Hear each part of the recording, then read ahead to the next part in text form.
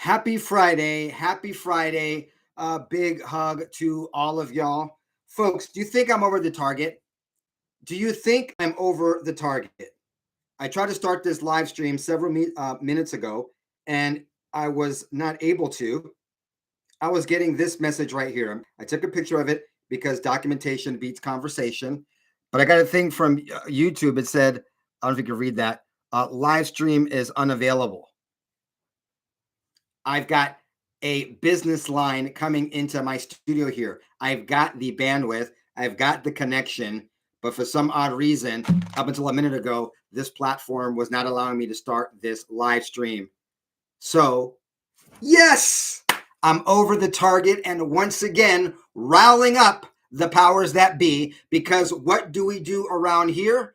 Oh, I don't know. We love the Constitution. I love you, my fellow patriots and lovers of freedom and liberty. And we are fighting back, not Tim Walz fight back style, but actually MAGA fight back style against the disinformation, the misinformation, and the gaslighting. And I will not stop. They will not stop me. Folks, trust me. I had a lovely, lovely morning with my wife as part of our anniversary weekend. Tomorrow's our 28th anniversary. We had a nice lunch together. We have a dinner and a show planned for later today and again for tomorrow. I'd much rather be with my honey, but I also love sharing with you this information, and I will not be detained. Sorry, powers that be, you can't quiet us. Guess who wants back into politics? I actually read this. I read this headline and I saw it come up on my conservative news feed, and I go, this has got to be BS. This has got to be a bunch of lies. This can't be true. And then I went and saw it on NBC, and it is absolutely being reported. Yes, Joe and Jill Biden are looking to return to politics. Folks, is this a love of country coming from the Bidens? Is this a love of money, money, money? Is it a love of power and prestige? Or is it a love for the Democrat Party? Well, let me tell you what's being reported, and you make up your own mind. Folks, it's Friday. I don't care what they're doing to me, what they're doing to America. At this point, I am just on cloud nine. There's nothing that can bring me down. So if I'm a little goofy and wacky today, let's just chalk it up to TGIF. Thank goodness it's Friday, and thank goodness that President Trump has gone beast mode. But let me tell you, this is NBC News today. The headline is "The Bidens Want Back In," and this is how NBC News spins it. Let's have fun with this, because this is there's ridiculous, there's redonkulous, and then this is somewhere in between both of those. And it's actually kind of funny and kind of sad at the same time. So let's have fun at Joe Biden and Jill Biden's expense. Once again, folks, yes, I am gloating. I am celebrating. Please forgive me if I am not being 100% Christian like I should be, and gracious that we just won. But we won after 4 years of hell, and I am going to take their face and smear it in our wins. So this is what is being reported. Former President Joe Biden has told some Democratic leaders he'll raise funds, campaign, and do anything else necessary for Democrats to recover lost ground as the Trump administration rolls back programs the party helped design, according to people close to him. Oh, let me get this straight. Joe Biden lost because, first of all, his own party effectuated a coup against him. But of course, we saw this before. Bernie Sanders should have been at the top of the ticket in 2016, but he wasn't. They burned Bernie for why am I drawing a blank on what Hillary Clinton was? So, former Secretary of State Hillary Clinton. All right. In 2020, they burned the person most likely once again in 2020 should have been Bernie Sanders or Elizabeth Warren, because we need our first Native American female president of color.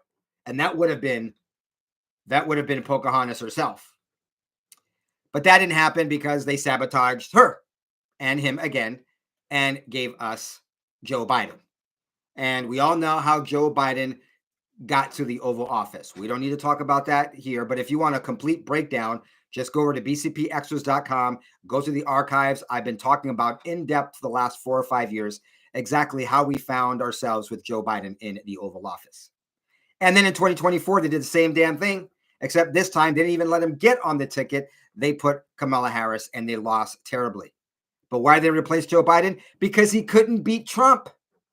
So the guy that they effectuated a coup against, not because unlike Bernie, let's be honest, in 2016, Bernie Sanders would have given President Trump or then candidate Trump a run for his money.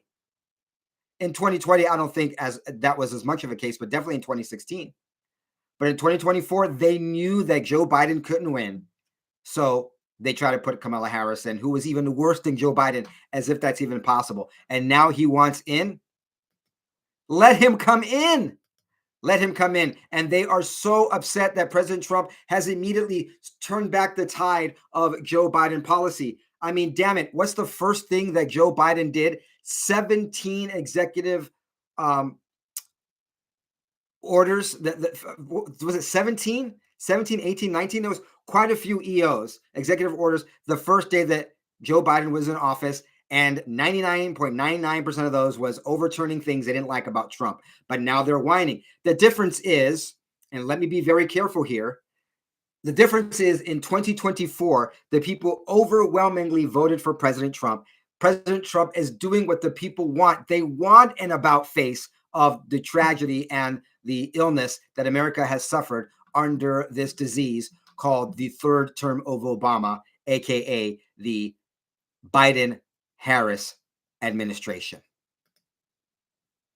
Look, I'm not going to go into details here except saying that he's willing to campaign and do whatever. He met privately last month with the new Democratic National Committee Chairman, Ken Martin, and offered to help the party as the party struggles to regain its viability, and polling shows that his popularity has been sinking.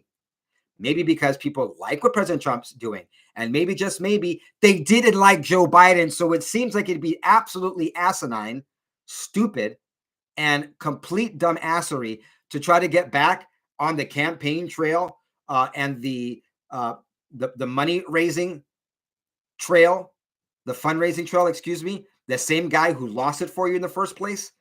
These people truly live in a bubble. I don't know how else you can paint it. Okay, this is what happened today. Judge snaps at Trump administration lawyers for gaslighting over trans military ban. That's how the Independent puts it. Government lawyers were challenging an order from Judge Anna Reyes that temporarily blocks Trump's directive.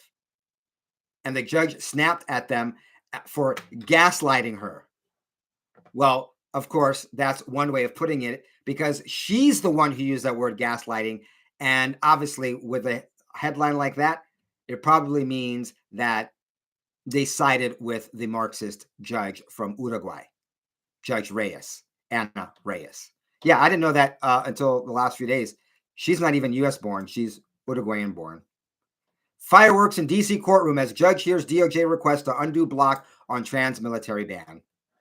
Let's get into what happened. The Trump administration today, Friday, updated its policy on troops for gender dysphoria and asked Judge Reyes to dissolve her preliminary injunction. But Judge Reyes already has her mind made up. And this is not the first time, nor the second time, but yet again, she showed absolutely little to no decorum in dealing with the DOJ lawyers, because she is a rabid, foaming at the mouth Marxist. And these people have hate and animus, and they absolutely detest MAGA, the rule of law, conservatism, and the Constitution. And they're evil, Satan, demonic possessed souls cannot contain themselves. The Biden-appointed judge immediately called a hearing and used it as an opportunity to shout at DOJ lawyers. And obviously, she already had made her mind up. So remember, earlier this week, Judge Anna Reyes of Uruguay, a Biden appointee, issued a temporary nationwide injunction blocking Trump's transgender military ban. So they were back in court today asking Judge Reyes to dissolve her injunction. What they actually did is they reworded it. They reworded it so that it didn't seem, and it's not a sweeping trans ban, but a ban on people that have had problems having to do with their gender dysphoria. So technically, if you were trans and you hadn't had or exhibited trouble or problems with your dysphoria, then there would still be some leeway perhaps for you to serve in the military. So they were softening this, okay? They were trying to play ball with her, but she already had her mind made up and wasn't happening. It wasn't happening. Absolutely crazy. So we know that last month she had told DOJ lawyers that it was not biologically correct that there are only two genders. Okay. Someone else has dysphoria. I think Judge Reyes has truth and biology dysphoria. It's just amazing. It's amazing to me that people in high places on the benches of our judicial system are so easily controlled. But at my very last story, stick with me to the very end of this report, and I'm going to break down for you that this is all by design. The Democrats did this all by design, and they're even admitting it, not even trying to hide it. The judge sounded frustrated throughout the hearing as Department of Justice Special Litigation Counsel Jean Lynn struggled to provide direct answers. At one point, Reyes asked Lynn to identify who had been involved in the policy decision-making process.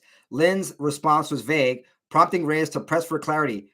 You can't even tell me who made the decision. I want to know who was part of this. And then she accused them of gaslighting her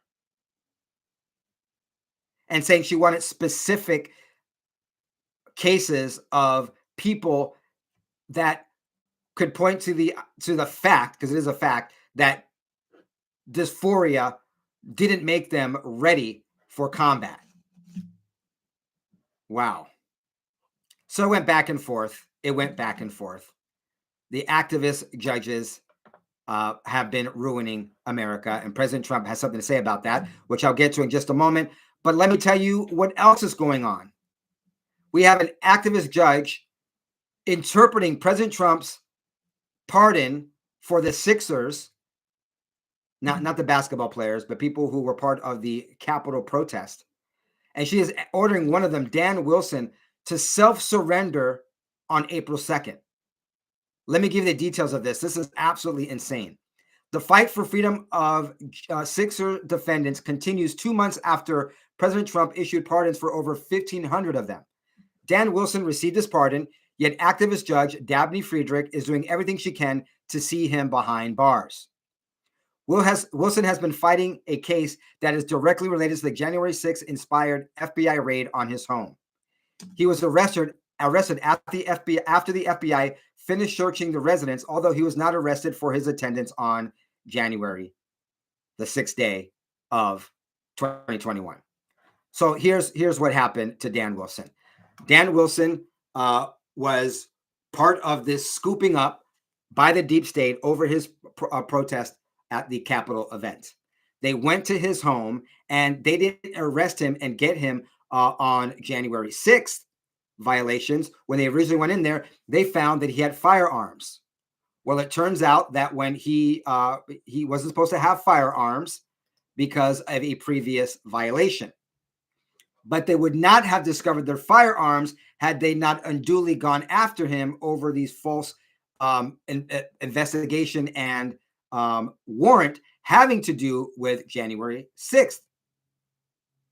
So the judge is saying, well, we went in and got this false pretense search warrant under the Sixer offenses, and we didn't get him on that. We went after him for his gun violation, so he should be back in jail. Crazy. They are going out of their way to punish conservative protesters. So the warrant was for the events of the 6th, but he was arrested for another reason. And at the time, he was not arrested for anything having to do with J6. His arrest was for having guns at his home in Kentucky over 30 years ago as a very young man Wilson became a felon and served his time in prison, he should not have had the guns in his home. This is something that's not debatable. However, how they found these guns at his home is. The presidential pardon for the J6er says, quote, grant a full, complete, and unconditional pardon to all other individuals convicted of offenses related to the events that occurred at or near the United States Capitol on January 6, 2021. He clearly falls within that because he was convicted of offenses related to the events because they were only able to find those firearms in his home because they were searching him because of the events of that day in DC. And folks, once again, if this happens to him, by the way, he is broke and he can't defend himself because he was in jail for the last couple of years and has no income, then there are other people. This is actually a test case, it appears, by a leftist judge to get someone back in prison and to undo. And this is not going to be for all the people that were in prison, but there are many people that would fall under this loophole that they're trying to go after. Absolutely evil on the part of Judge Friedrich. And Judge Friedrich has been a blatant activist against these hostages. She has used her position and power to destroy the lives of defendants who came before her in her courtroom. She's trying to make sure her legacy of destruction and egregious punishment to these people is not thwarted. She put a lot of people in jail and she wants them back in prison. Absolute evil. Absolute evil. And that is why President Trump has gone beast mode and has issued a dire warning as these radical left judges continue to sabotage America's agenda. What has President Trump have to say? Here we go. Unlawful nationwide injunctions by radical left judges could very well lead to the destruction of our country. These people are lunatics who do not care even a little bit about the repercussions of their very dangerous and incorrect decisions and rulings. Lawyers endlessly search the United States for these judges and file lawsuits as quickly as they can find them. It is then the obligation of law-abiding agencies of government to have these orders overturned. The danger is unparalleled. These judges want to assume the powers of the presidency without having to attain 80 million votes. They want all the advantages with none of the risks. Again, a president has to be allowed to act quickly and decisively about such matters as returning murderers, drug lords, rapists, and other types of criminals back to their homeland or to other locations that will allow our country to be safe. It is our goal to make America great again, and such a high aspiration can never be done if radical and highly partisan judges are allowed to stand in the way of justices, not nationwide injunctions now before it's too late. If Justice Roberts and the United States Supreme Court do not fix this toxic and unprecedented situation immediately, our country is in very serious trouble.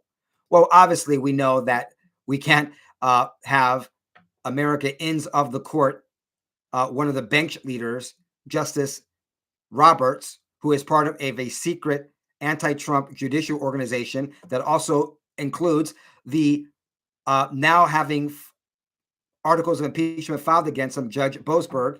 I mean, literally what we saw Justice Roberts do in issuing his declaration that the appellate process, not impeachment, is the way to go when President Trump called for the impeachment of Boasberg is literally him defending another co-member of this secret society organization. These people don't even try to hide it. And President Trump is out there letting us know that we must stop these nationwide injunctions before it is too late. But folks, this has always been part of their plan, which I will conclude with in just a moment. But here is President Trump, again, going beast mode against the deep state. This just in today, Friday, March 21st, he has fired almost the entire civil rights branch of the Department of Homeland Security. Why? Because this is a woke part of DHS that's actually been fighting the enforcement of our immigration laws. Do you understand what President Trump is doing here? He's dismantling the deep state and the bureaucratic and the ingrained process within DHS that was sabotaging DHS. Supposedly, they're supposed to be overlooking and oversight and making sure that people's civil rights aren't being violated. What they were doing in the last couple months, and in the last couple months, they've been trying to thwart President Trump. But boy, they were looking the other way when it came to Biden and his policies allowing these things to happen. President Trump continues to cleanse the government of woke bureaucrats who are potentially looking to sabotage his agenda. We've got this from the New York Times. This is the headline today. Trump fires nearly the entire civil rights branch of DHS. The move guts the office responsible for oversight over President Trump's immigration crackdown. Well, that's how they would put it. But I'm going to read to you what's really going on here, and you try to figure it out. You're going to have to discern between the facts and New York Times spin on it. Okay, so Trump has gutted the civil rights branch of the Department of Homeland Security, terminating almost every worker. The group is responsible for oversight of Trump's immigration crackdown. The more than 100 staffers will be allowed to find another job within the administration or hit the unemployment line in 2 months. Either way, they're no longer employed in their current position. So this is how the New York Times spins it. The more than 100 staff members who were told on Friday that they would be put on leave for 60 days to find another job in the administration or be fired in May, according to 5 current and former government officials. Mr. Trump also closed the Ombudsman for Citizenship and Immigration Services, another office responsible for scrutinizing the administration's legal immigration policies. The moves were the latest attempt by Trump to root out civil rights divisions and oversight mechanisms across government agencies. No, he's stopping. Okay, that's the end of what the New York Times is saying. No, what he's trying to do is he's trying to stop the people that are sabotaging what he's trying to do. DHS officials from the Biden regime were angry upon hearing Trump would not tolerate potential subversion from within his government. It's a demonstration of their total contempt for any checks on power, whined Deborah Fleischer, a former civil rights office worker and chief of staff of immigration and customs enforcement under the Biden regime. But this is what Homeland Security is saying under Kristi Noem, correctly pointing out that the woke offices such as Civil Rights Branch in the past have acted to slow operations to a crawl as a means of defiance. President Trump is stopping the defiant resistance within the government that is stopping the government from doing the job they're supposed to do, which I don't know. The Department of Homeland Security is supposed to secure the homeland. And under the guise of civil rights, they have been stopping this process. And President Trump is saying, no more, no mas, you guys are out. And then he's being nice about it. You can still keep your job at DHS. You just have to work somewhere else, not in your current function. Or you can take unemployment in May. That seems very fair. I mean, a lot fairer than the treatment that people got under Joe Biden. For instance, all the people that lost money, income, jobs, and businesses on day one when Joe Biden did away with the pipeline projects. But of course, you never hear that from the left. And now we have Chucky Schumer saying the quiet part out loud while all this is happening, why President Trump has to work beast mode in several ways, either coming out against these activist judges, whether it's firing the ingrained saboteurs. It's because this all happened. And once again, a large part of this is McConnell's fault and the Republicans in our legislature for them allowing 235 progressive judges in the last year of Joe Biden to go through and be put on the bench. Senate Minority Leader Chuck Schumer admitted on PBS that Democrats intentionally stacked the courts with 235 progressive judges in order to stop President Donald Trump time after time after time. Since President Trump triumphantly returned to the White House on January 20th, 2025, his administration has faced an all-out legal assault, not from Congress or the will of the American people, but from a weaponized judicial branch hijacked by radical leftists. And in just under 2 months, President Trump has been hit with 132 legal challenges with only 2 resolved. It was 129 a few days ago when I reported it. There have been 3 more in the last 48 hours or so. So Chucky Schumer was on PBS, and this is what he said. Our democracy is at risk because Donald Trump shows that he wishes to violate the laws in many, many different ways. Okay, pause. Our democracy is at risk, even though he was duly elected by our constitutional process of the Electoral College, and he also won the popular vote, something the leftist Democrats love to talk about, but always seem to forget to mention when it comes to Trump. Okay, going back to Chucky Schumer, quote, the good news here is we did put 235 judges, progressive judges, judges not under the control of Trump last year on the bench, and they are ruling against Trump time after time after time, end quote. And then he goes on to say, we hope that the appellate courts, when it gets up there in the Supreme Court, will uphold these rulings. They restored the money to the National Institute of Health. They require that 8,000 federal employees have to come back. We're in over 100 lawsuits against them, and we are having a good deal of success. It's only at the lower level, right now. Yep, that's him pretty much saying progressive judges. And Mike Lee, the senator from my resident state of Utah, said, progressive judges. That doesn't mean judges who follow the law. It means progressive activists wearing black robes. My Senator Mike Lee calling it as it is. We have Representative Eli Crane saying, here you have Schumer admitting that they put progressive judges in place for the explicit purpose of ruling against Trump. It's all coordinated and intentional. Congress must act. They must act and do what President Trump said in his first beast mode declaration a couple of days ago. Impeach these judges. And how much hope do you have when we have two Supreme Court justices, Ketanji Brown Jackson and supposedly conservative Chief Justice Roberts, in a secret society with Judge Boasberg and hobnobbing and rubbing shoulders with other progressive justices? Eli Crane is correct. We're going to need the legislature to do their job and impeach these treasonous, traitorous rat bastards that are masquerading as judges, but are really just leftist, progressive activists in black robes. All right, folks, thanks for joining me. I'm not sure if I'm going to have any more reports for you today. I will probably have at least one for you on Saturday and one for you on Sunday. So make sure you hit that notification bell. I love you all. And as much as I love you, I want you to feel that with all of my heart and soul. I love my wife of 28 years dearly, and I really want to spend maximum time with her this weekend. So I will have reports. They most likely will be live streams. So make sure you hit that notification bell so you are notified. Until the next one, ciao, goodbye. God bless. Have a great weekend.